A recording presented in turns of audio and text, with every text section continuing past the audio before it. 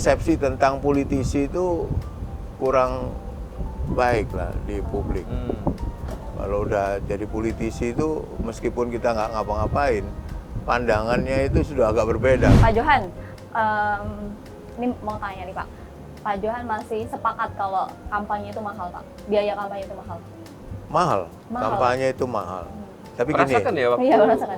agak gini, jadi anggota kemarin. banyak orang yang melihat DPR kalau kampanye mahal itu karena manipulatif. Oke. Tidak begitu juga gitu ya. Buat saya mahal itu karena kita harus membuat banner. Banner, Nah, banner itu kan nggak sedikit. Nggak mahal. alat kampanye, alat peraga lah Alat ya. peraga, kaos dan lain sebagainya. Kadang-kadang lucu juga yang talkshow itu seolah-olah tahu siapa wapresnya. Padahal yang tahu ya Bu Mega sama Tuhan aja. Oh, iya.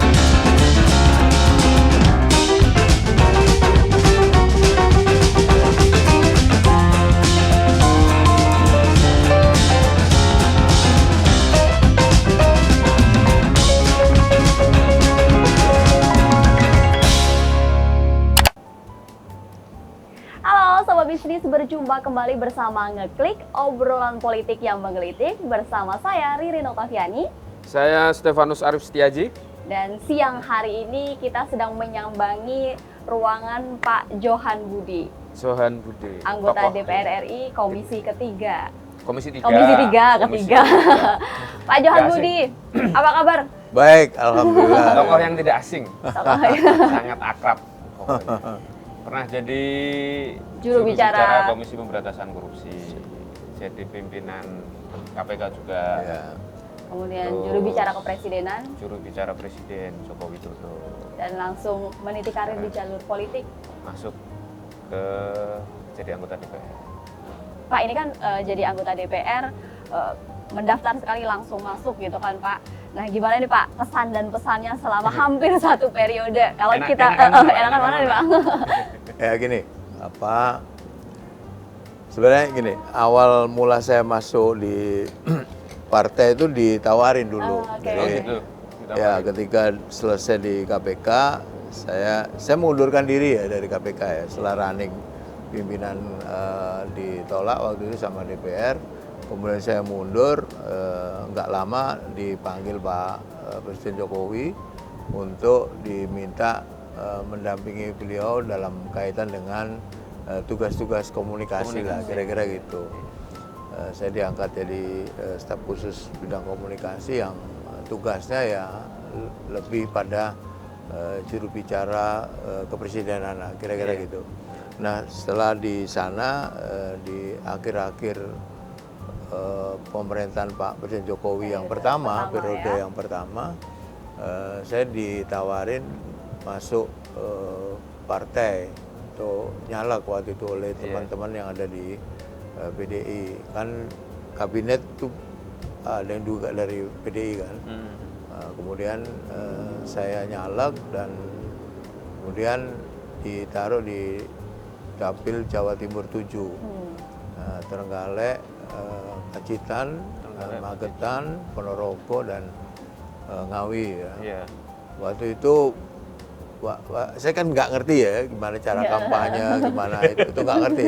Dulu teman-teman media itu kalau nanya ke saya itu apakah siap gitu ya, karena itu dulu nyebutnya dapil neraka gitu. Oh gitu. Ya kan? Neraka, Ingat iya. nggak? Pacitan kan basisnya partai. Waktu itu ada Demokrat. Mas Ibas kan, Mas Demokrat Ibas, kuat iya. sekali di situ. Iya. Sebelum saya masuk di situ itu PDI Perjuangan dapat 1 kursi. Oke. Kemudian saya ikut di situ, akhirnya dapat 2 kursi. Ya. Dan di dalam, sekali lagi, waktu itu saya masih nempel di Pak Presiden Jokowi kan. Iya. Sehingga saya kampanyenya itu juga kampanye untuk Pak Presiden Jokowi.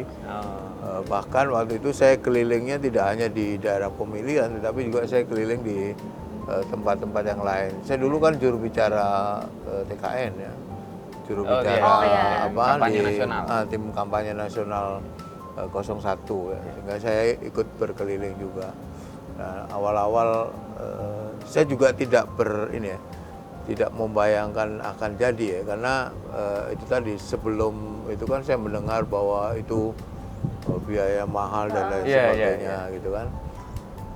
Satu keuntungan menurut saya ya, masyarakat waktu itu sudah banyak yang kenal saya. Iya, gitu. yang mengenal ya Pak Tapi ya. sebagai jubir KPK, bukan jubir presiden. Di pelosok-pelosok itu waktu saya datengin, nah itu dia mengenal saya sebagai juru bicara KPK. Nah, lalu sekali waktu itu saya nggak ngerti gimana sih cara kampanye gitu. Kampanye itu ya saya datang, kemudian saya sampaikan, kemudian ya itu program-program Pak Jokowi kalau menang itu begini-begini gitu. Akhirnya terpilih. Sedikit banyak kemudian program Pak Jokowi diimplementasikan Jadi juga oleh ya, Pak Johan Budi gitu ya di dapur. Ya, jadi jualannya itu adalah jualan Paket. programnya Pak Jokowi. Jadi kalau lebih santai di KPK, istana. Kalau istana udah pasti padat lah ya, mewakili orang. Nah, ini kalau gini di DPR ini tidak bisa juga dibilang santai ya, karena saya selalu ikut ya, saya berusaha selalu ikut, dan jadwal di DPR itu kan ketat sekali. Saya ada dulu di Komisi 2, kemudian dipindah ke Komisi 3 2022 kalau nggak salah, saya pindah ke Komisi 3. Saya juga di Badan Legislasi, di Balek. Nah, kalau kita ngikutin rapat-rapatnya ya sibuk juga gitu. Nah, belum lagi kita harus ke daerah pemilihan kan, menyapa masyarakat lah, mendengar secara langsung apakah itu pas reses, apakah pas ada kunjungan kerja. Ya. Jadi kalau sibuk dari sisi waktu ya tergantung anggota DPR-nya. Karena di sini kan nggak ada absen kan. Absen kan ada di nggak pakai jari ini. Enggak. Ada cerita lucu ya.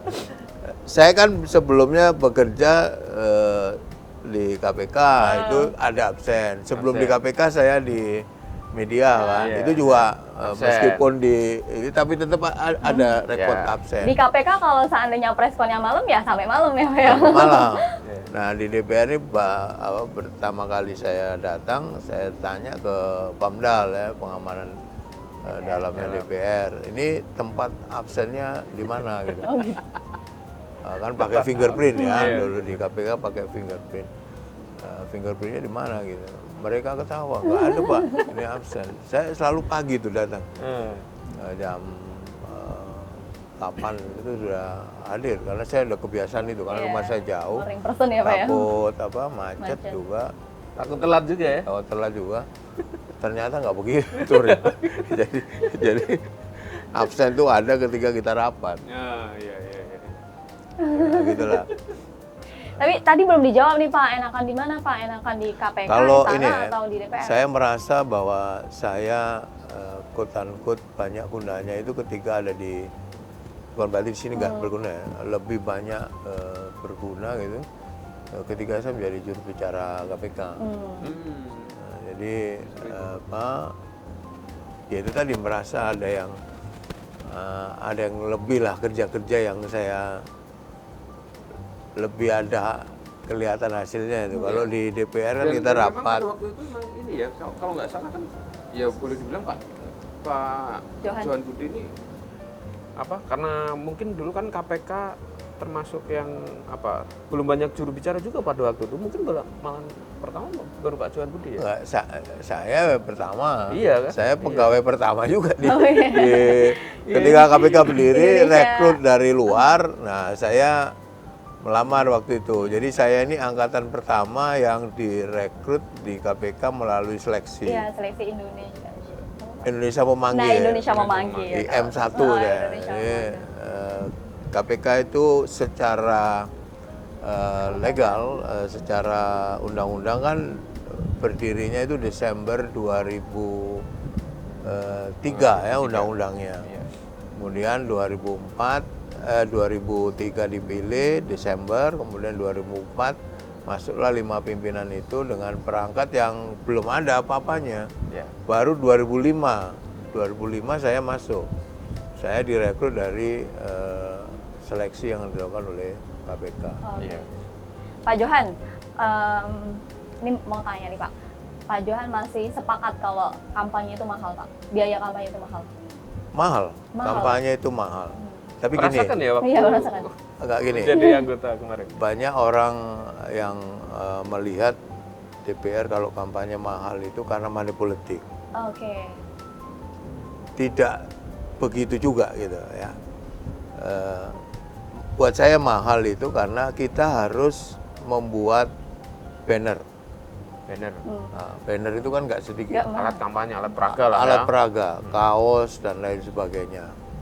Belum lagi kalau dulu ya kita kalau ke sana kan, saya dulu nggak punya rumah aspirasi, nggak punya, jadi single fighter aja, datang kampanye nginep di sini, transportasi Jakarta di sana.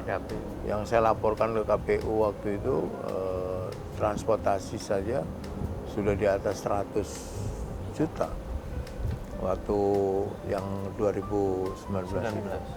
Jadi kalau dibilang mahal, buat ukuran saya mahal.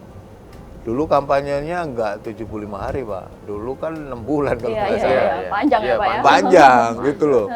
Nah, belum lagi kita kan juga harus bayar uang saksi ya. Ini sekali lagi bukan soal manipulatif ya, apalagi kalau manipulatif maksudnya mengasih uang ke pemilih lebih banyak lagi itu. Dan saya tidak melakukan itu waktu itu. Nah dulu waktu saya masih di Pak Presiden Jokowi, saya banyak dibantu. Dibantu apa? APK itu. Jadi saya kadang-kadang juga menggunakan APK-nya kaosnya Pak Jokowi. Iya. Pakai topinya Pak Jokowi gitu. Yang kita bagi-bagi dulu. Pakai dulu ada taplak segala macam itu. Nah sebagian saya menggunakan atribut atau APK-nya Pak Jokowi, sehingga lebih murah biayanya, karena bantuan dari bendera, dari partai juga bantu waktu itu, bendera partai maksudnya. Kemudian juga inilah APK tadi yang aku bilang, APK yang mahal ya. kaos.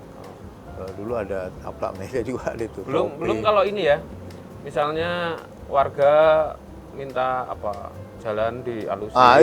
Itu juga gitu. Kalau saya itu minta ini jalan depan di itu, kemudian rumah ibadah ini belum di keramik gitu. Saya sampaikan bahwa bukan begitu, saya bilang. Dan saya sampaikan kalau Bapak milih saya, ya saya alhamdulillah. Kalau enggak ya saya nggak apa-apa juga, saya bilang gitu. Loh iya, ditanya sama yang di sana. Kalau kamu nggak percaya. Jadi belum apa-apa, tidak ada ini minta di macam-macam lah ya, namanya masyarakat ya. Waktu itu kan di situ ada 8 untuk 8 kursi kan. Berarti kan kamu kalikan 8 kali berapa tuh? Jumlah partai kan? Jumlah partai. Yang nyalak maksudnya, satu dapil itu. Itu ada berapa puluh orang kan? Iya, betul. Nah, kalau setiap orang itu ini keramik, belum pemilu selesai udah selesai semua itu. Kan dia pasti nggak minta jalannya udah nggak 1 meter, udah 5 meter jalannya tingginya. Tinggal milih nih aspal kategori apa nih. Ngerti nggak maksud saya? Jadi kan kita nggak tahu dia milih kita milih apa. siapa Nggak tahu kita. Kalau di depan kita pasti publik masyarakat di situ pasti ngomong mau milih saya kan. Tapi kita kan nggak tahu. Dan yang datang kan nggak cuma saya calegnya. Kan di PDI aja ada 8. 8, belum partai lain. Belum partai lain. Makanya itu 8 kali 8 berapa kali tuh? waktu itu berapa? 11. Berapa teh? 9 ya? 80 lah.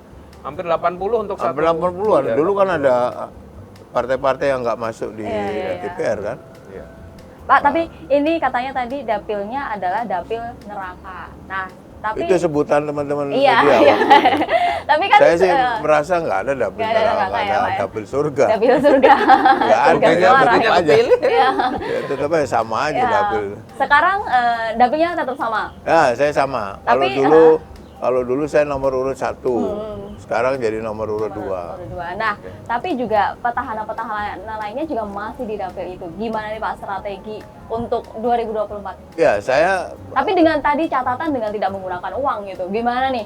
tidak manipulatif. Tidak manipulatif. Saya akan sama seperti yang akan saya lakukan tahun 2019. Ya. Bahwa sekarang kan saya tidak di Pak Presiden Jokowi ya. Kalau dulu misalnya nambah biayanya ya saya harus lebih banyak mencetak kaos misalnya. Ya. Lebih banyak lagi gitu untuk saya. Kemudian banner, kemudian spanduk, dan perintah kalau di Partai PDI Perjuangan kan menyertakan juga pasangan capres wapres di dalam kampanyenya itu. Gitu. Peraganya gitu ya. Ya, kalau soal strategi ya sama aja saya datang. Tapi ada yang membedakan saya sekarang dengan dulu. Iya, apa itu? Sekarang kan saya sudah menjadi anggota DPR. Ada 2, 1 persepsi tentang politisi itu kurang baik lah di publik. Kalau udah jadi politisi itu meskipun kita nggak ngapa-ngapain, pandangannya itu sudah agak berbeda ketika saya masih di KPK atau ketika saya masih di istana. Tapi keuntungannya karena kita incumbent kan kita udah sering turun ke bawah tuh, ya membantu sedikit banyak ikut membantu mengatasi problem-problem masyarakat yang ada di yang ada di daerah pemilihan saya. Itu kan juga mereka pasti melihat dengan sendirinya mana yang perlu dipilih atau mana yang tidak perlu dipilih menurut saya. Ini keuntungan sebagai incumbent. Iya. Pak, kalau dulu di KPK sebagai aktivis korupsi gitu kan, gimana nih Pak pandangannya berkaitan soal beda sikap antara KPK dengan kejaksaan terkait soal kasus-kasus yang sedang berlangsung tapi diduga melibatkan caleg gitu? Ya, saya mendukung sepenuhnya langkah-langkah yang dilakukan oleh penegak hukum ya, baik kejaksaan, kepolisian maupun KPK. Apakah terkait dengan di DPR atau terkait di mana saja. Tapi sekarang ini saya lihat memang tidak ada perbedaan secara signifikan ya antara KPK yang dulu dianggap sebagai anak kandung reformasi yang harusnya punya power lebih tinggi, super body ya. Super body, bagus super body. Dulu istilahnya itu KPK itu. Tapi sekarang kan kita tidak melihat perbedaan setelah Undang-Undang KPK direvisi. Undang-Undang 30 2002 direvisi menjadi Undang-Undang 19 tahun 2019. Ini kalau bicara soal dasar hukumnya ya. Badan-badan hukum tadi ya. Nah, di Undang-Undang 19 2019 itu KPK itu menjadi ASN pegawainya. Yeah. Itu banyak sekali perubahan menurut saya. Kedua, secara lembaga KPK itu bisa diklaster sebagai bagian dari eksekutif karena dia ASN. Yeah. Yang ketiga, di KPK bisa SP3 sekarang. Dulu nggak bisa. Sekarang bisa SP3. Kemudian kewenangan kejaksaan sebenarnya kan sama aja dengan KPK dalam konteks pemberantasan korupsi. Dia bisa lidik, bisa sidik, bisa penuntutan. KPK kan bisa juga sama itu. Nah, waktu beberapa kali, dan ini pernah saya sampaikan ke Pak Presiden Jokowi ya, ketika saya sudah di DPR, untuk membuat semacam omnibus law yang membawai 3 lembaga ini, KPK, polisi dan kejaksaan. Nah, di situ KPK harus diberi kewenangan lebih. Kalau secara letterleg di undang-undang, KPK kan koordinator sebenarnya, melakukan supervisi. Tapi Bagi melakukan kejaksaan dan polisi ya. kejahatan Iya. kepolisian. Tapi sekarang kan sama gitu loh maksud saya. Bahkan apa namanya, batasan kewenangan KPK dengan kejaksaan itu sudah nggak ada lagi. Jadi sama aja gitu. Iya. Ini bukan soal baik dan buruknya kejaksaan atau ini ya. KPK, saya nggak bicara itu. Saya bicara soal lembaganya itu.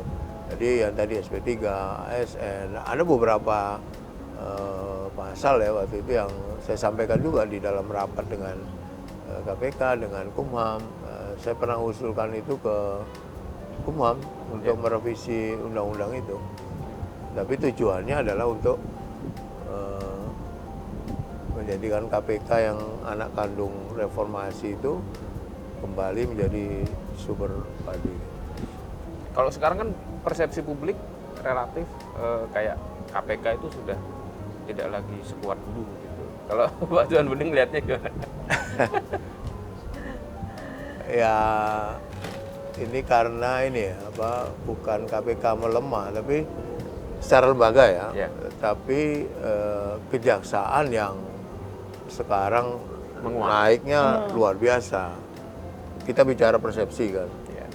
Kejaksaan ini luar biasa. Yang ditangani pun dulu ada semacam ini ya. Kalau zaman dulu itu ketika saya di KPK ada semacam asumsi atau persepsi kejaksaan itu nggak akan mungkin menetapkan seorang menteri dalam kabinet itu menjadi tersangka. Oke.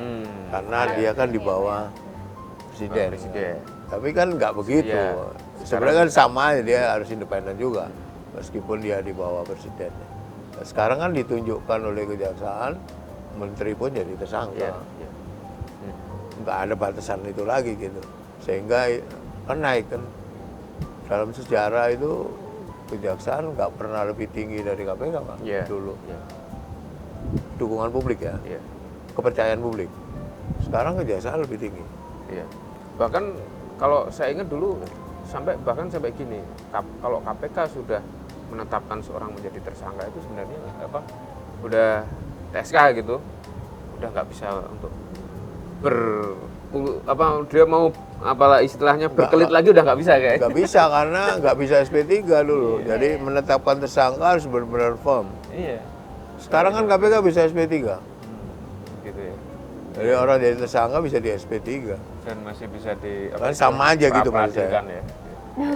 Nggak, kalau pra peradilan zaman dulu nggak Zaman bisa. Tapi kalau berkaitan soal tadi Pak caleg yang kemudian diterapkan pemanggilan, padahal kasusnya kemarin-kemarin sudah hampir tenggelam gitu, kemudian diungkap lagi, bahkan naik ke penyidikan gitu. Itu apakah kemudian bisa istilahnya jadi apa ya? Mengganggu proses kampanye dia gitu. Politisasi Politisasi gitu, Pak. gitu. Nah ini pertanyaannya kurang clear. Gimana tuh, Pak? Nggak, maksudnya Ririn apa? Apakah orang yang nyalek atau nyapres? Ada yang nyalek, ada yang nyapres. Iya. Dia mah sebenarnya mau nyebut Iya, nyapres, Pak. Pak. Tapi Enggak, sebut aja. Sekarang itu dunia terbuka, Pak. Dan Anda podcast itu harusnya terbuka, nggak usah ragu-ragu. Maksudnya itu kan, capres dipanggil. nyapres Iya. dipanggil ada ya. Jadi gini, kejaksaan sudah mengeluarkan statement bahwa dia tidak menghold dulu kalau ada kasus yang kaitannya sama caleg, sama capres, sama berkaitan sama inilah Pemilu. pemilu. KPK kan tidak, KPK tidak menyampaikan itu. Kejaksaan punya sikap itu, ya itu sikapnya kejaksaan. KPK tidak melakukan itu, ya itu sikapnya KPK. Menurut saya seharusnya hukum itu dipisahkan dari hal seperti ini.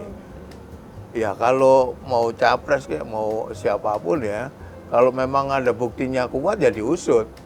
Jangan karena dia nyalek ya, nyapres. itu menurut saya. Tapi itu kan kebijakan yang ada di kejaksaan gitu.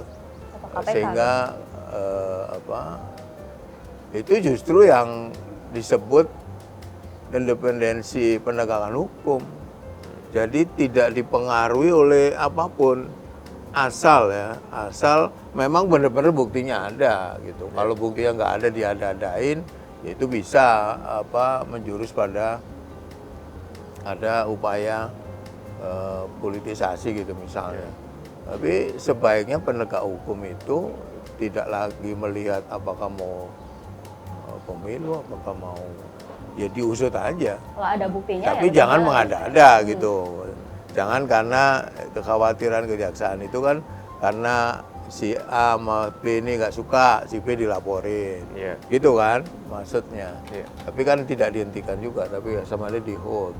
Pak Johan, Komisi 3 itu kan boleh dibilang dekat dengan aparat hukum dan lain sebagainya gitu, pengalaman Pak Johan Budi selama di periode 2019 sampai nanti di akhir 2024. Merasakan nggak sih yang namanya kayak ada yang mau mendekati untuk melakukan posisi tawar, bukan deket ya. Komisi 3 itu mitranya ya polisi, jaksa gitu. Kalau analoginya kamu berarti Komisi 11 dekat dengan mitranya, PI dan sebagainya kan. Kalau analogi yang sama ya, itu kan bisa juga dilakukan oleh komisi-komisi yang lain. Komisi 3 ya karena mitranya kepolisian, kejaksaan dan Kumham ya, kemudian pengadilan juga ya tentu melakukan pengawasan, melakukan pembicaraan soal anggaran, kemudian soal membahas undang-undang bersama mitra. Nah kalau soal deket nggak deket itu saya kira personal itu. Tapi kalau yang misalnya ada yang berperkara misalnya. Nah itu makanya itu kan hubungan personal. Kalau saya nggak pernah. Enggak, saya bukan lawyer, nggak ngurusin perkara juga saya. Tapi kan biasanya ada Pak tolong dibantu. Enggak. Gitu. Kalau misalnya ada bantuan itu selalu minta melalui Komisi 3. Ya, mereka bersurat, ya ini yang saya lihat. Misalnya ada sengketa apa gitu. Ada beberapa yang waktu itu soal apartemen. Itu kan mereka kemudian diundang oleh Komisi 3. Nah, disitulah dia menyampaikan. Kemudian kita undang juga yang sama dia di lawannya lah, kira-kira gitu. Kita undang juga penegak hukum. Tapi itu resmi di itu. Kalau engki-pengki di itu saya nggak pernah dan saya nggak tahu siapa yang melakukan. Pak, di KPU sendiri sudah kemarin yang daftar calon legislatif sementara itu kan sudah diumumkan, terus kemudian kemarin ada mendengar aspirasi publik, baru dilakukan revisian lagi gitu kan Pak. Nah kemarin sudah ada beberapa nama yang mantan narapidana gitu diumumkan dan ikut caleg gitu Pak. Tapi belum ada tandanya nih Pak. Nah seharusnya atau sebaiknya seperti apa sih Pak berkaitan soal caleg yang kemudian pernah berperkara baik korupsi maupun pidana lainnya? Gini, saya kan caleg juga. Tidak elok ngomentari itu kan seolah saingan saya kan. Kalau saya ngomong ini nanti ya lu takut disaingi gitu. Ini pertanyaan ini seharusnya kamu tanya ke KPU. Kebijakan KPU yang mengeluarkan sebagai penyelenggara pemilu kan. Apakah ini boleh, apakah itu boleh. Kalau saya sih menurut saya aturannya aja seperti apa gitu. Nah yang membuat aturan kan penyelenggara pemilu. Kalau penyelenggara pemilu nggak boleh ya nggak boleh. Kalau boleh ya boleh. Toh yang membuat undang-undang itu kan antara DPR dan pemerintah. Kemudian turunlah ke aturan-aturan yang dibuat oleh KPU. Nah kalau KPU-nya membolehkan ya aturan mainnya seperti itu. Gitu. Sebaiknya gimana ya? Saya nggak bisa ngomong sebaiknya karena saya bagian dari caleg gitu. Nanti pasti minor kalau saya ngomong ini lu caleg, Iya. Padahal secara aturan Pengen- ya boleh kok gitu ya Pak ya. pengen nyingkirin si ini misalnya. Kalau lihat aja aturannya, yang bikin aturan kan KPU. Iya. Pak, kalau gini, apa namanya pengalaman Pak Johan Budi gitu sekarang, dari sisi Jangan manggil Pak lah, Rio. Mas Mas, Johan. Mas, Mas Mas JB, Mas aja. JB lah, Mas JB. Mas JB boleh. Biar lebih agak Enggak. Jadi mudah. apa namanya persepsi ini lebih ke persepsi masih lagi ke persepsi ya. Kalau Mas JB sendiri melihat penegakan hukum kita sekarang ini kualitasnya sudah seperti apa? Karena kan penegakan hukum itu kan juga kaitannya juga dengan kegiatan ekonomi, investasi gitu. Dan kalau melihat beberapa survei lembaga publik semacam itu, kadang persoalan penegakan hukum ini pasti selalu berada di atas yang dikhawatirkan akan mengganggu kegiatan ekonomi, aktivitas investasi semacam itu. berarti kamu kalau pertanyaannya itu fokusnya ke korupsi berarti. Iya kan? Karena mengganggu investasi. Ya, bisa saja korupsi Karena atau memang penegakan gini, atau bisa ini penegakan memang- hukum itu kan banyak. Ya, Terkait korupsi, terkait Pidana macam-macam Ya. gitu. Nah, bisa dilihat aja kalau penegakan hukumnya itu sudah sempurna, maka kita tidak akan mendengar lagi orang ditangkap, menteri ditangkap, pejabat ditangkap, anggota DPR ditangkap. Artinya ya penegakan hukum yang dilakukan masih belum efektif menurut saya. Ya. Masih perlu ada peningkatan-peningkatan yang diperlukan. tidak menimbulkan efek jera istilahnya Dan kayak gitu. ya itu boleh juga lah. Dan dari berita yang kita baca kan harus ada ukurannya. Ini saya ngomong soal korupsi aja. Ya. Karena kalau menyangkut banyak hal itu bisa panjang. Indeks persepsi korupsi kita, IPK, kan turun. Ya. Apa sih indeks persepsi korupsi itu? Sebenarnya itu tidak secara langsung berbanding lurus dengan korupsi ya. Ya. Tidak selalu begitu gitu mas saya. Tapi itu menunjukkan juga bahwa persepsi tentang korupsi itu masih rendah penegakannya. Oke. Berarti masih ada pungli, ada Betul. orang kalau mau masuk ini harus bayar. Itu kan ada survei kan. Survei yang kemudian hasil survei itu dipotret menjadi persepsi publik. Muncullah IPK. IPK sekarang malah turun.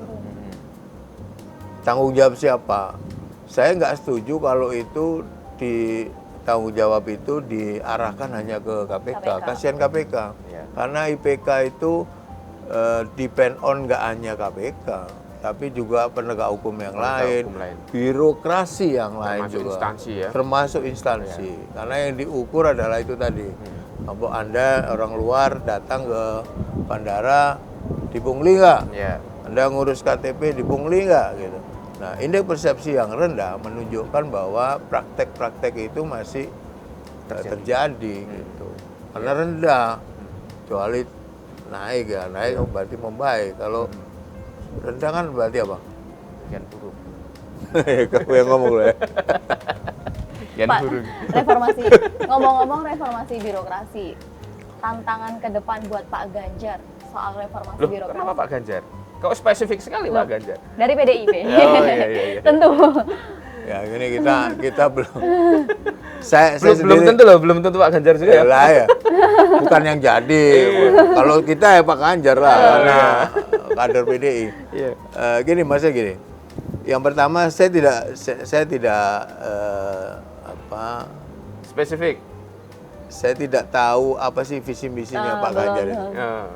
Saya tidak dikasih tahu lah, paling tidak itu. Setidaknya belum lah ya, belum lah. Belum. Oke.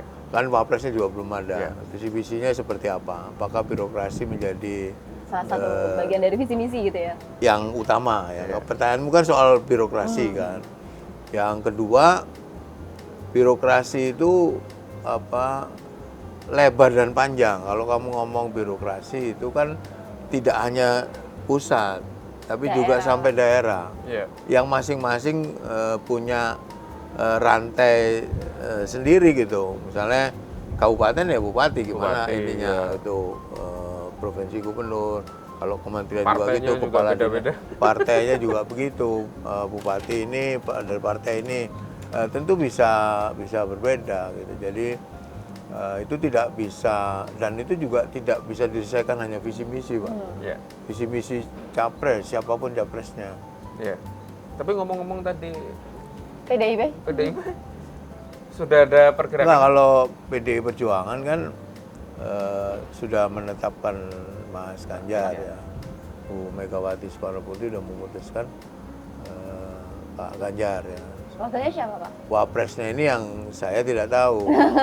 Tapi di internal sendiri sudah ada Enggak, bisik-bisik, saya Pak. nggak tahu. Kadang-kadang lucu juga yang talk show itu seolah-olah tahu siapa wapresnya. Padahal yang tahu ya Bu Mega sama Tuhan. Oh iya. Berarti kita tunggu Bu Mega. Tapi yang Itu kan putusannya Bu Megawati. Nggak ada yang lain itu. Kalau di PDI Perjuangan itu ketua umum kan menyampaikan yang diberi mandat untuk itu, dan Bu Mega sampai hari ini belum memutuskan siapa wapresnya Mas Ganjar. Tetapi kalau sinyal-sinyal bisa kita lihat dari statementnya Mbak Puan.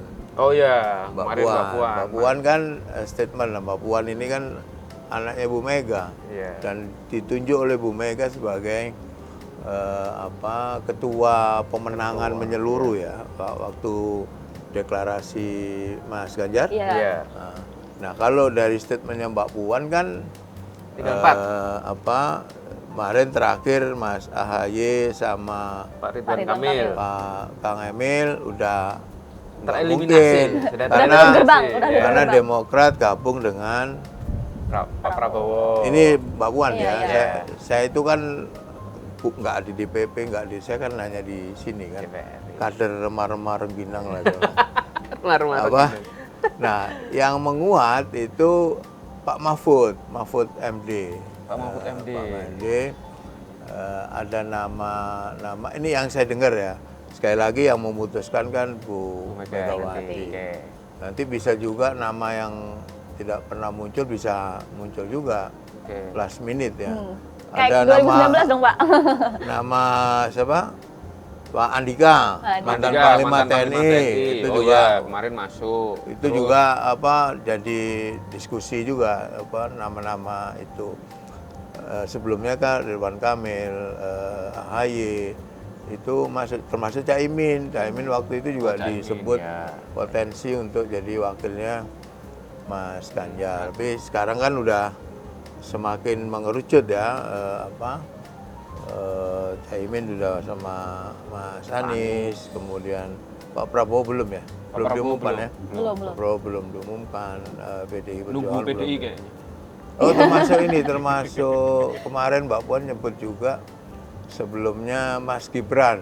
Gibran Raka. Mas Gibran Raka. Oh ya masuk ya, Mas Gibran. Jadi Mas Gibran itu kalau putusan MK-nya menyetujui usia capres MK. itu 35. 35 tahun, dia kan lebih dari 35 kan.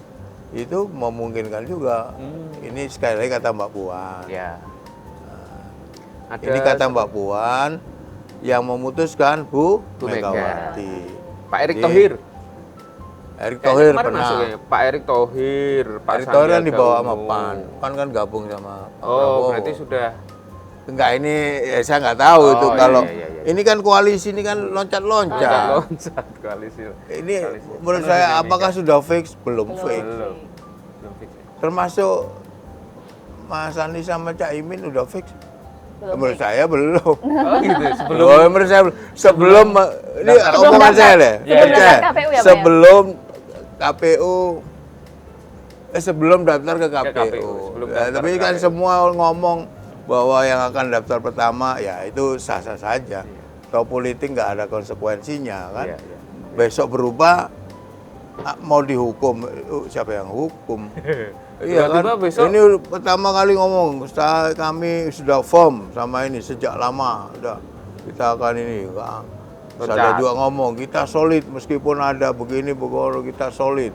Coba lu ini, kamu lihat ya. searching di itu, ada itu kata-kata baik yang koalisi perubahan, yang Koalisi Indonesia Maju. Bersatu, koalisi Indonesia Maju. Maju. Maju ya koalisi Indonesia. Sekarang kan Indonesia Koalisi Maju. Indonesia Koalisi Maju. Indonesia Ya kan? Ya, Itu Yang dulu KIP. telusurin ya, aja gitu. dari awal itu.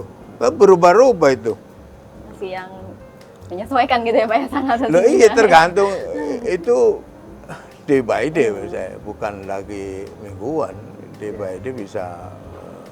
Ingat gak ketika PAN Golkar gabung dengan Pak Prabowo, Iya. ada Caimin, ada Caimin. PKB kan? Ya, PKB. Nah, setelah itu Pak Prabowo mengumumkan, ini saya ini ya basisnya hanya mengumpulkan puzzle-puzzle, Informasi, ya. Oke. informasi yang ada di itu ya, yang ada di pemberitaan. Kemudian nggak lama setelah digabung itu perubahan, Caimin ngomong, saya tidak diajak bicara, saya akan lapor ke partai. Kalau dia ketua umum partai, kok lapor ke partai gitu kan nggak ada yang nanya juga itu. Ya biarin aja saya nanya. Nggak lama dia gabung ke Pak Anies. Ya. ya. Sekarang di Pak Anies kemudian ngomong, nah ini udah firm nih. Travel. Ukuran firm nggak firm itu dari mana? Iya. Yang koalisi perubahan sebelumnya kan kita solid itu nggak mungkin ini, biar aja orang ngomong Masih. Demokrat keluar merasa dikhianati. Siapa yang pengkhianat, siapa yang dikhianati, siapa yang dikhianati, siapa yang mengkhianati? kemungkinan ada mengkhianati lagi nggak? Ya mungkin. Lah ya mungkin dong. Iya. Masih belum. Ini mengkhianati si ini mengkhianati gini, si A mengkhianati si B, si B dikhianati si C, kemudian A ini pindah ke C. Ya. Mungkin nggak A ini mengkhianati C juga? Bisa kan? Bisa Dalam kan? politik. Dalam politik. Kemudian B ini yang merasa dikhianati pindah ke E. Iya. Nah, E ini ngeri-ngeri sedap nggak? Oh ini jangan-jangan berkhianat juga gitu. Ada nggak gitu? Gak pikiran kayak gitu. Iya kan? Iya, Ya, iya. Jadi menurut saya yang fix adalah ketika semua calon dan paslon ini mendaftar ke KPU. KPU. Baru itu sudah fix. Karena perubahan di politik ini luar biasa. Berarti masih mungkin juga misalnya nanti ternyata Pak Ganjar gabung sama Pak Prabowo misalnya. Loh mungkin. Mungkin. Mungkin aja. Atau Pak Ganjar. Kamu bilang mungkin loh ya. Iya. Saya mungkin aja. Nggak ada yang nggak mungkin di Iya, Republik iya, Indonesia ini. Ya, oke. Pak Johan Budi tapi masih sering ketemu Pak Presiden Jokowi? Enggak, kalau sering enggak lah. Kemarin ketemu itu kan dalam rangka nganter undangan aja. Tapi Saya ada izin. obrolan-obrolan, Ya pasti ada lah. pesan-pesan buat Pasti. pilkada Pak? Pasti Pilkada, pemilu. Pemilu. kalau ngobrol ya pasti ngobrol. Masa ngasih undangan enggak Iya, ngobrol karena itu kan ya ada kali setengah jam ketemu Pak Presiden 4 mata. Ya ngobrol kesana kesini lah, termasuk soal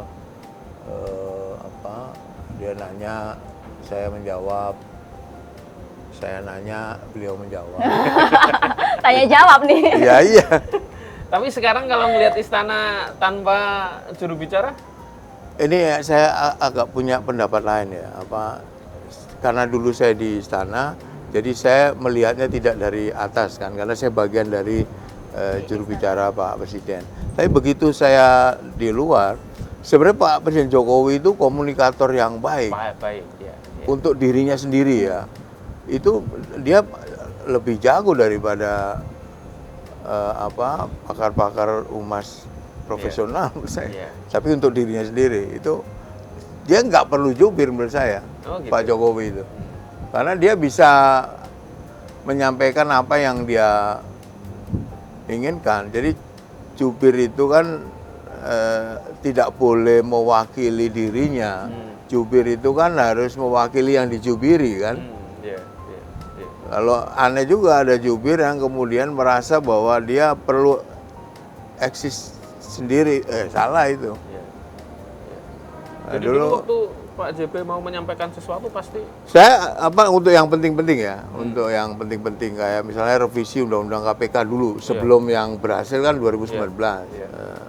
yang sebelum berhasil itu saya waktu itu beliau di Amerika waktu itu kunjungan kerja kan, sama DPR sudah mengumumkan akan merevisi itu. Ditanyalah saya sama teman-teman media gimana sikap presiden. Lalu saya telepon jam 9 pagi kalau nggak salah waktu itu. Waktu sana kan udah jam 9 malam. Sama ajudan saya telepon, kemudian ajudan menyampaikan nanti akan disampaikan ke beliau karena beliau sudah di istirahat di kamar istirahat dia bilang.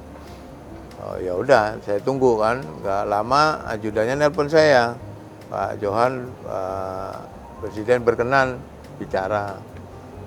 Saya ngobrol lewat telepon, Pak ini begini-begini, terus gimana? Saya menyarankan begini Pak, ditolak lah intinya. Beliau setuju. Nah momentumnya belum pas dan lain sebagainya. Nah revisi ini isinya begini-begini saya sampaikan dan beliau setuju. Jadi akan saya sampaikan Pak ya bahwa Pak ya sampaikan. Ya. Baru saya konvers. Oke. Jadi banyak nggak ya setuju. Nggak, Pak Presiden tidak setuju KPK undang-undang KPK direvisi waktu itu. 2000 kamu bukan 2019 kan yang berhasil. Sebelum itu. Sebelum itu, itu sering dulu waktu saya di KPK itu sering banget ada upaya mengganti undang-undang KPK itu, tapi nggak pernah berhasil dulu. Yang terakhir itu.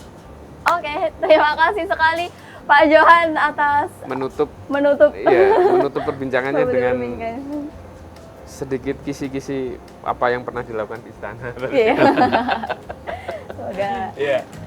Semoga lancar Pak untuk Amin. Pemilu di 2024. Ya. Baik. 2024 saya ada di daerah pemilihan Jawa Timur 7. Ya, jadi kampanye. Ini katanya caleg melarat. Belum kampanye sama Beliau. Terima kasih sekali Pak Johan. Caleg bermodal apa dulu ya? Caleg bermodal nimbrung aja ngikutin. Sekarang baru kerasa kayaknya, Waduh modal gede nih kayaknya.